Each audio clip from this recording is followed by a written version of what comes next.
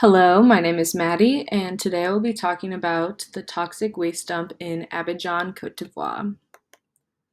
In order to do this, I will first talk about the purpose and objectives of this project, and then I will go into an overview of the toxic waste dump, and then finally I will talk about the environmental, economic, and social impacts of the dump before going into a summary of the project. The purpose of this project is to understand the causes and environmental health effects of the 2006 toxic waste dump in Abidjan, Côte d'Ivoire by company Tommy and Trafigura. Trafigura is the company that created the waste, which is spent caustic, and company Tommy is the company that Trafigura paid to dump the waste in Abidjan. This project will include health impacts, environmental impacts, economic, and social impacts. This dump occurred at night on August 19th, 2006, and there are 18 known dump sites in Abidjan. We still don't know where all the dump sites are because the main dump site, where it was all supposed to go, was full, and the drivers ended up just dumping it in various areas because the waste smelled so bad and was so hazardous. 108,000 people woke up the morning after on August 20th needing medical assistance, and this number does include the around 80 people who ended up dying from exposure. This was a very large dump. If you look at figure 1, you can see that there was 500 tons of waste, and which is a small number compared to the dump in Lagos, Nigeria, but it still affected more people than the dump in Lagos, which actually happens every year. So there was a large number of people affected by a comparatively small amount of waste. Trafigura paid just $17,000 to dump this waste in Abidjan, which is 2.74% of the price that it should have been if they had dumped it safely in the Netherlands. There was instantaneous negative and economic effects, and there are continuing negative environmental effects from this dump. As you can see here, the dump sites were all over Abidjan. Many were along waterways, so the waste got into the water. The Aquedo dump site, which you can see in the red box, is where all the waste was supposed to go, but it did not all make it there, unfortunately.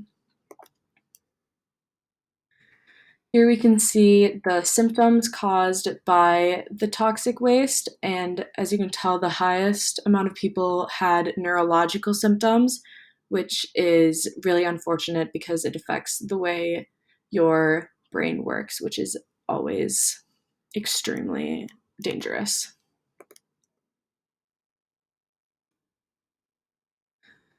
As previously stated, there were 18 dump sites of strong smelling black sludge, and there were immediate negative effects on the environment, land, air, and water.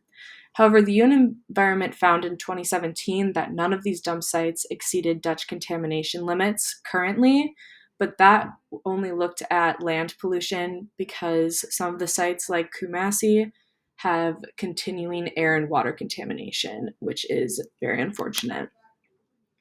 As you can see here, the Kumasi site has significantly higher amounts of contaminants than control sites. For example, the dimethyl sulfide, there is a lot more dimethyl sulfide pollutant in the air than at control sites.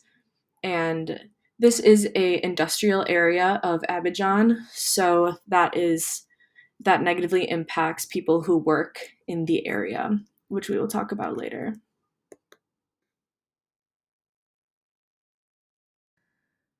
For economic impacts, the entire Ivorian government ended up resigning after this, so that did have an effect on the economy. The medical expenses increased dramatically for both the state and the individual. The cost of cleanup was originally on the Ivorian state, and the legal fees against Trafigura were very high until the settlement. Trafigura ended up settling for about $310 million, which is a lot, but probably not enough for all of the negative effects they caused. As you can see here, The Amsterdam cost, or how much it would have cost Trafigura to dump the waste safely in Amsterdam, is significantly less than it ended up costing Trafigura to dump the waste unsafely in Abidjan. You can't even see the line increase for Amsterdam. It would have been about $630,000, which is a lot compared to the $17,000 they originally paid, but not much compared to the final cost of what they had to pay in order to settle the case.